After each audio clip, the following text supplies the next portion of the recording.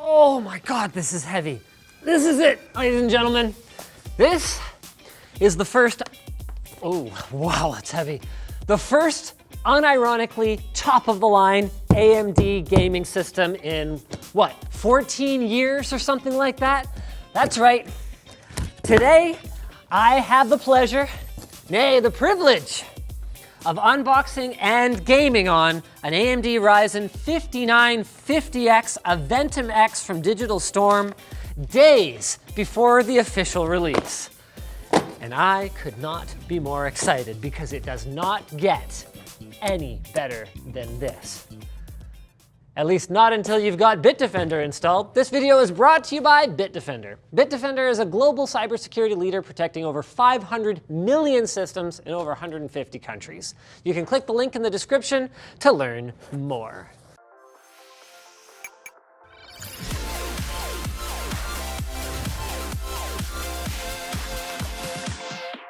Just to give you guys some idea how heavy this box is. Like, I weigh 160 pounds. This is what it takes for me to tip it. Did I hear something rattling in there? Oh. Oh my God, the bottom of this box fell apart. Like, no mortal box can contain its greatness.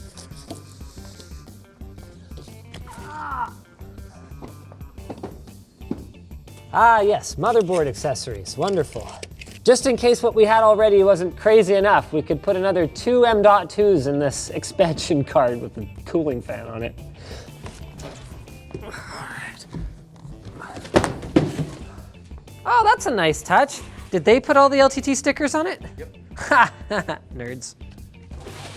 LTTstore.com. Oh my God, it's so heavy. Oh. No, I want to do it. I want to do it. My finger's stuck under the computer. I give in, take an end. I can't do it. Okay, hold on, wait. Holy crap. Oh, I can do it. Oh, that's why I couldn't do it. Wow. Holy banana grandma. If there has ever existed a symbol of complete and utter PC gaming excess, this is it. Oh, very funny, guys. They put an LTT sweatband on the NVLink bridge. That's right, my friends. This contains not only an AMD Ryzen 9 5950X 16-core 32-thread processor, but also dual RTX 39, wait, what? What the hell are these? Shut up. Oh, wait. What? Wait, what are these? What the fudge? What the hell are these? They've got their own Digital Storm co-branded Alpha Cool backplates on them. These are sick. These are so small. Just to make sure this isn't me being absolutely crazy, here's a Strix 3090 from ASUS. Here it is relative to the card that's installed in the case. Now the PCB ends here, but still. So we've got a quad 140 millimeter radiator on this side. We've got what appears to be a triple 140 millimeter in the top. Let's go ahead and take off the other panel. Oh, I cannot believe how much it weighs. That's right, my friends. Another two 140 millimeters over here to go with our 1600 watt power supply. Some extra, just like random ambient cooling airflow over here. Remember guys, these are all light loop fans. This thing, did I mention already, is not cheap. And this absolute masterpiece of a water distribution block in the back. I haven't even turned it on yet. Oh, wow, they put a mechanical drive in here. Silly Digital Storm. We gotta compete with the PS5. This must have like over $500 worth of fittings in it. Look at this. We've got quick disconnects on this side and this side for the CPU, so we could just pop a tube off if we want to. Crazy, right? Quick disconnects over here for the GPUs, which are connected as like one unit. Just here, let me just re-plumb my system. 64 gigs of memory, MSI godlike motherboard. I think it's time to plug this thing in and try it. Look at it next to a 27-inch monitor. Baby's first monitor over there. Oh, I just dropped it again. I had just found the screw that was rattling around. There it is. You said there were a few screws loose? 3? Oh my God. I don't know where they go. We'll just put them there at the side panel screws. All right, let's fire it up. Oh, with that. Yeah, let's do this properly. Apparently this G9 is one of the ones for the Pyramid PC client. Hopefully he doesn't mind me pre-testing it. This is the one monitor that won't look stupid next to this computer. I don't know about you guys, but I'm having fun. I want to go fast. Oh, here we go. Yeah, this is fine. Oh God! Forgot about the cable management thing on the stand. My expectation, ow, I pinched my finger. Ooh, yeah. That is full dam. That is like holding back all the water, damn. Curiously, I can see the water flow rates are pretty low. I guess that makes sense. There's only a single pump in this poor thing and there's all these quick connects and all that. I'm still expecting it to be fine, but that's something we're gonna wanna keep an eye on as we check our temps and do some gaming here. Oh my God. There's even an RGB fan right behind the front panel here. You cannot see it at all. This orange and white color scheme they pre-rigged it with is sweet. Oh my God. There's another 3 more hidden behind the front panel. Why? Looks like those loose screws weren't too much of a problem. This is great. It's like almost proportional. You know, the computer still looks big. This isn't actually where I want to be though. Digital Storm says that they did a little bit of factory overclocking for me. So I want to check that out first. OC settings, all right. Nothing crazy in here. We're running at 4.4 gigahertz with a slight overvolt on the CPU and really no other changes, just running the 3200 megahertz XMP profile for this memory. Now AMD does recommend 3600 megahertz for optimal performance, but Digital Storm was like, when we were building the machine, this was kind of all we had on hand, so hopefully it's all right. One compromise. Just throw it all away. Just put it in the garbage. You're supposed to let me walk out of frame. This is an unconventional benchmark.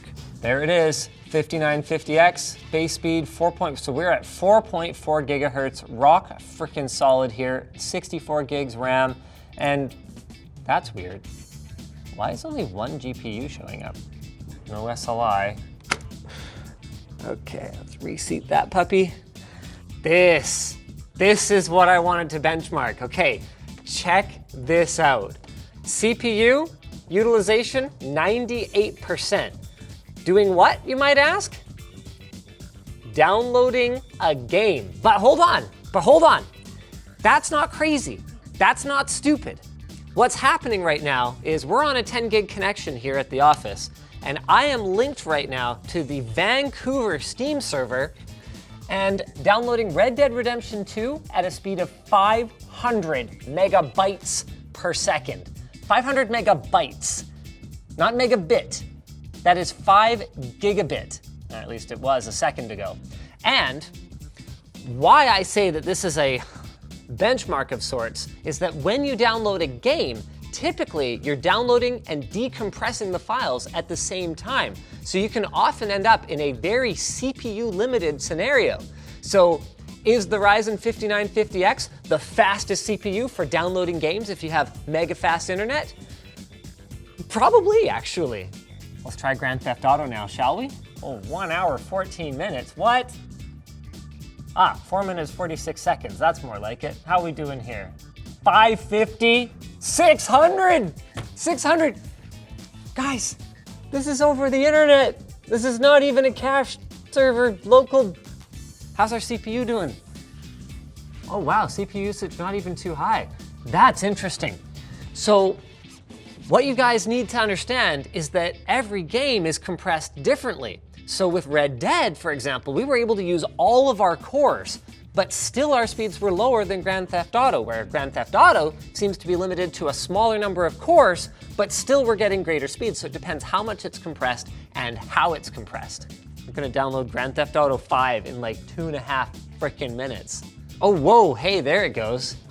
Interesting. So we got this spike up to 600 plus megabytes a second, and CPU utilization was actually very low. And so I confess, I don't know a ton about exactly how they compress these games, but it looks like we settled into a steady state here and we're back up to 100% CPU utilization. Fastest game downloading PC in the universe. It's hard to reach the power button. Oh yeah, there's like SD card reader and front USB 3 and Type-C and everything up there. Couldn't even tell. Literally can't see over it. Okay, did we just need a fresh driver install? Was that it? Just a clean install? Okay. With SLI and G-Sync now working, the last thing left is 240 Hertz. Unfortunately, there's forum threads from as recently as like 10 days ago with people saying NVIDIA and Samsung are still working on display stream compression compatibility between RTX 3000 and this particular display. So I'm not even gonna try, we're just gonna enjoy it at 120 Hertz and play some freaking video games here. Okay, Ultra Nightmare. Oh, that sensitivity though. Wait a minute. You gotta be kidding me. Changing the DPI of my mouse changed the profile of the whole IQ ecosystem and turned off the RGB lighting in the system. At least this is running amazing.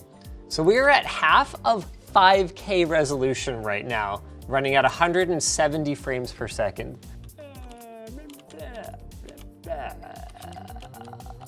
And what kind of temps we seeing? CPU sitting around 60 degrees. Our GPU that's not doing any work is sitting around 30 something and 50 on the one that is doing any work. Let's fire up Shadow of the Tomb Raider now, since that's one of the few games that actually supports SLI. I know Steve from Gamers Nexus wouldn't approve of the way that it's like all solid panels and there's no actual cooling, but when you have this many fans, it seems to kind of work out okay. Also, I didn't notice this, but it looks like there are intentional panel gaps between the glass sides here and where these fans are. So they are actually able to pull in a little bit of air. Yeah, like there's a lot moving out of the back here somehow. All vent all the time, no mumble. Now let's absolutely crank Shadow of the Tomb Raider. Screen space contact shadows, high. Ray traced shadow quality, ultra. We're still gonna turn off motion blur because it's garbage, but let's open it up. This is absolutely freaking nuts. I have this game completely maxed out and it's still running over 100 FPS with like real-time ray tracing set to ultra. Our GPUs so far have peaked at 61 and 52 degrees respectively. Not too shabby. CPU though, as high as 74 degrees. But that's what happens when you have a pretty low flow rate and you're overclocked. Here it is, Witcher 3 5120 by, oh, for sakes. Witcher 3 5120 by 1440, absolutely ultra everything. Again, over 100 frames per second. Man, this is a good looking game still. Of course, the real test of a gaming system with a hyper-fast multi-threaded CPU is an RTS. This is good old Anno 1800. Pretty demanding when you max it out. That's really not bad. Now at like the medium zoom level, where all of a sudden the streets are like populated with all kinds of little AI characters going about their little stuff, we drop down to about 30, 35 FPS. Look, it's my zoo. I have horses. Usage of the primary GPU while playing Anno 1800. Usage of the secondary GPU. Oh, SLI. Come on, Red Dead. It's crashing almost every time I try to change graphical settings, but I managed to get it to hold the resolution this time, so let's see if it fires up here. Yeah, this is completely broken. Okay, that's fine. Everyone knows that Cinebench is every gamer's favorite game anyway, so let's just close this. and see how our 5950X with its 4.4 gigahertz clock speed rolls through Cinebench R20. Can we crack 10,000? Oh yeah, 10,081. Nice. Of course, we still haven't showed any scenarios where you'd be able to actually run this display at 240 frames per second with this hardware. Until now. Check that out. We're somewhere in the 210, 220 FPS range. Good old CSGO, ladies and gentlemen. Of course, that's running with all the eye candy on at full resolution, which no competitive CSGO player would ever do. So I would expect FPS way in excess of that. And in fact, if you guys want the full skinny, check out our full review of the Ryzen 5000 series launch, which went up just a few days ago on the channel. So conclusion then. The Digital Storm of X with a Ryzen 5950X and dual RTX 3090s running in SLI. Is it a great value? No, of course not. But is it basically the perfect vehicle for celebrating AMD's return to CPU gaming dominance? Yeah, I think it might just be. Just like Bitdefender might just be the sponsor of this video. Bitdefender, whether you've got a budget machine or an absolute top-of-the-line one, protects all your devices against malware without compromising on speed. Their advanced threat defense identifies suspicious programs and protects your system from even advanced malware. And Bitdefender Photon adapts to your system's hardware and software, improving speed and performance. Not necessarily an issue on a system like this, but you know, if you got a laptop or whatever, it's definitely a consideration. They offer webcam protection that allows only trusted programs access, keeping users protected against malware or intruders, and you can click the link below to learn about Bitdefender and get limited time discounts on their security software. If you guys enjoyed this video, you know what? Yeah, go check out our full coverage of Ryzen 5000. I already kind of shouted that one out, but definitely go watch that next. And I also want to shout out Digital Storm for sending over this absolutely unbelievable system to show off the 5950X.